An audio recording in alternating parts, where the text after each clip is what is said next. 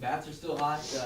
Lost one, but overall successful weekend. Just talk about your thoughts after the tournament. Yeah, it was a good weekend for us to go up and get 4 wins out of 5 games, and the game that we lost was in the 9th inning. So a good weekend for us.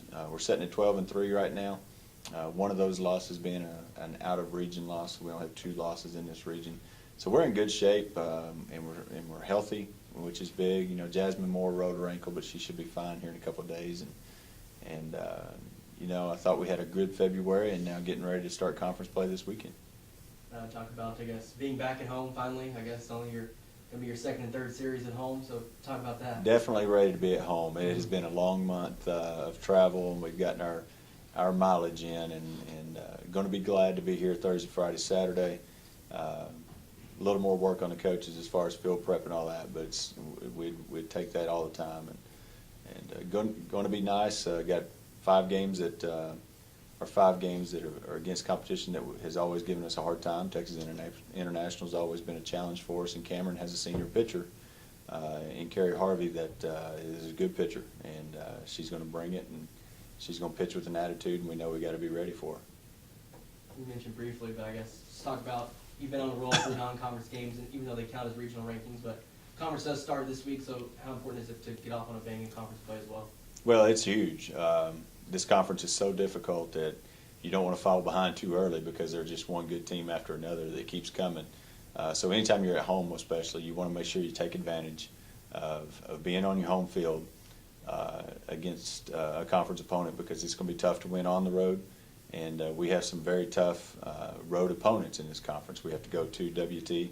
We have to go to Incarnate Word. So, and then Abilene Christian, we're splitting that series, but we have to play the doubleheader there. So we need to make sure that we can at least get 2 out of 3, hopefully get all 3 this weekend to set ourselves up for the rest of the conference season. There's no question you guys have been hitting the ball, but talk about your starting pitching, your 2 lefties, Mary Kay McKay, Claire Molina. What do they mean to you in the circle? Well, Claire hasn't quite found her groove yet, and you know, she was our ace last year, won 25 games, and she's been up and down, but she had a really good final 2 starts this weekend, threw the ball with command, had command of her changeup, and if we can get her back to the form that she was at last year, we're going to be in good shape, because Mary Kate McKay is throwing the ball well right now. She's getting ground balls. We've got a solid defense behind her, and she's pitching with just more and more confidence. So if we can get Claire to throw the way she did these last couple of games, then that's going to really set us up in much better shape. Talk a little bit about Deshawn Lintafiti. She had 4 home runs this weekend. I think she has 7 or 8 for the year.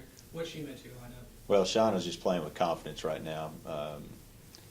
Offensively, she's in a great spot in our lineup with Casey Easley in front of her. Elsa Poe and April Brashear is behind her. I mean, she's in a spot where you can't really pitch around her because there's just great hitters coming behind her. And when she's getting her pitches, she's not missing them. Last year, she struck out a lot. This year, she's cut that down. She's turning on that inside pitch that gave her problems last year, and that's no longer an issue. So she's a complete ball player. And I tell you what she doesn't get credit enough for is her play at second base. She's turned into a great second baseman. Made a diving play the other day with 2 outs that saved a run, and she's just stepping up and being that senior leader that you want. And just lastly for me, you're still pounding the ball, but also had a lot of walks in that game. Let's talk about just the patience with plate from your hitters and how you like their approach to the plate right now. Well, we've been doing it all year, and they really have bought into the system. And you know, anytime that you make pitchers throw it to you instead of you chasing their pitches, you're going to be in good shape. And so far, we're doing that. The Central Missouri game was a little bit of a fluke. They would not throw it over the plate, and we finally, you know, in the 2nd inning, or 3rd inning, I guess, we told them just take a strike, and you're pretty much going to need to take 2 strikes, get yourself to a full count or a 3-1 hitters count, and where they have to throw it over the plate. And then when they did, Shauna hit it out. So, but 11 walks and 5 hit by pitches in 5 innings isn't something that's normal in the NCAA softball. But you know, Central Missouri was 7-2 coming into it. They'd beaten Midwestern, they'd beaten Tarleton the night before.